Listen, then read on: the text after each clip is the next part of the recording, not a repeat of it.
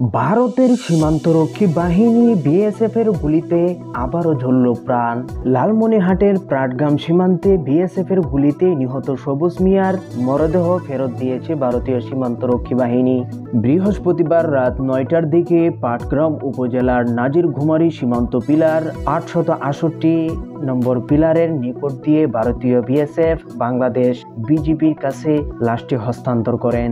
এ সময় স্থানীয় বিওপি ক্যাম্পের বিজিবি, পাটগ্রাম থানা পুলিশ এবং নিহতের স্বজনদের উপস্থিতিতে এই লাশটি গ্রহণ করেন। জানা গিয়েছে, বৃহস্পতিবার ভোররাতে পাটগ্রাম উপজেলার জগৎবের ইউনিয়নের শামশেরনগর এলাকায় পচাবান্ডা সীমান্তে ৮৬৪ নং মূল পিলারে এই ঘটনাটি ঘটে।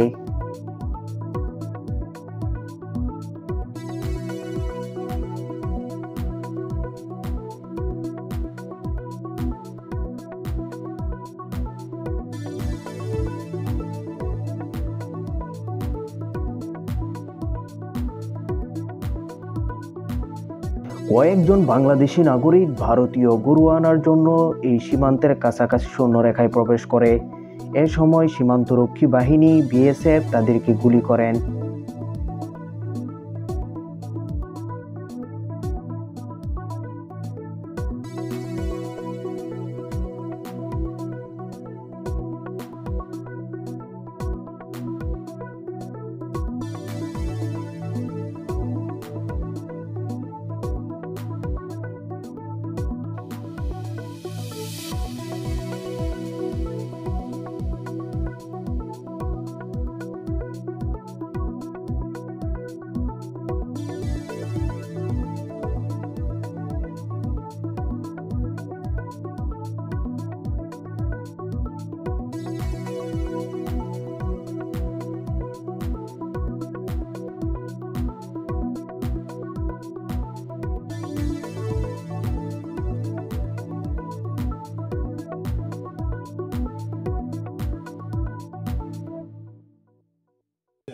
কি হয় নাই তো ছবি একসাথে আমরা গ্রুপ ছবি তুলবো না তো হ্যাঁ নে আচ্ছা আচ্ছা হ্যাঁ লাস্ট সামনে নিয়ে শুনতেছি সামনে নিয়ে আমরা সবাই হাতটা সরান ঠিক আছে ওকে ঠিক আছে এখানে কি স্যার ঠিক আছে এই না না না এই আমরা কি এই দাঁড়াও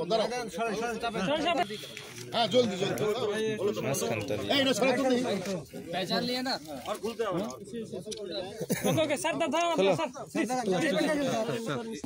हां सर अपनी शान भाई कागज तो साइड একটু পিছনে